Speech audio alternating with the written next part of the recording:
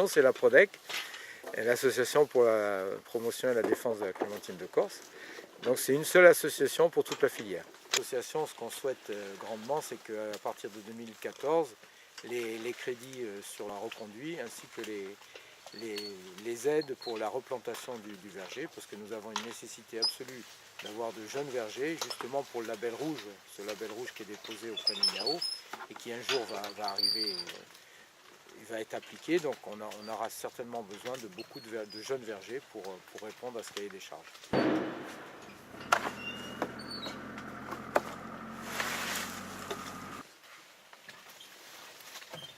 En 1200 qui sont dans l'association, ça regroupe donc à peu près 99% des producteurs.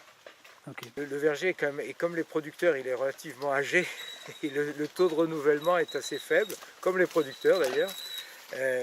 Donc on a quand même besoin de plus en plus pour les agrumes d'avoir un renouvellement plus soutenu.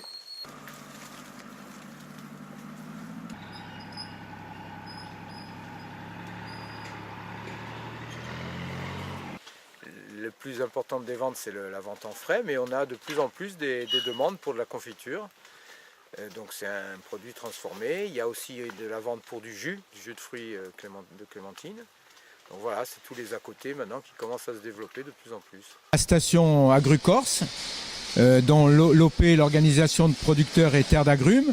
Donc les fruits que nous avons vus ramasser et récolter dans le champ à Sainte-Lucie de Mauriane. Et arrive ici, il y a un numéro de lot qui est donné à cet ensemble, qui reprend le nom du producteur, le numéro du bloc fruitier et ensuite les jours de conditionnement, ce qui permet d'assurer la traçabilité ascendante et descendante. Ces palox sont dans l'aire de stockage que vous voyez ici, avec une fiche palette qui reprend donc les poids de chaque palox, avec sa classification et toujours son fameux numéro de traçabilité. Donc, la chaîne de conditionnement commence par un lavage des fruits, et ensuite un cirage des fruits, et ensuite un séchage des fruits, de façon à ce que le fruit soit trié, ciré et sec.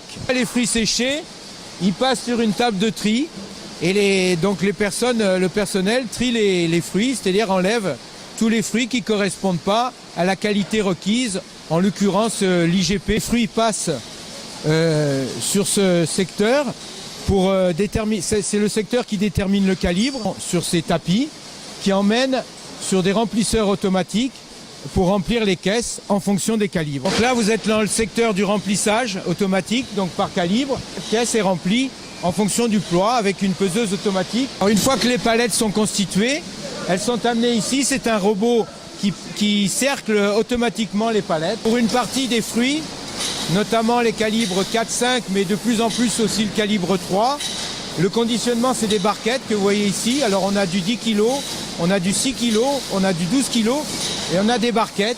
Donc ça, c'est l'atelier d'embarquetteuse avec des barquettes qui font 2 kg, 1,5 kg ou 1 kg. C'est destiné à la grande distribution en grande partie.